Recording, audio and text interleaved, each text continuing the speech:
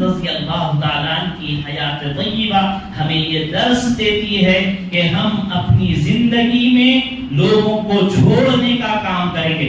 آپ نے یہاں تک فرمایا اگر کوئی مسلمان جھگڑ رہے ہیں جوڑنے کے لیے تمہیں جھوٹ بولنے کی اجازت ہے. میاں بیوی کا جھگڑا چل رہا ہے, پارٹنرز کا جھگڑا چل رہا ہے, پڑوسیوں کا جھگڑا چل رہا ہے, آپ کا کام ان کو ملانا ہے.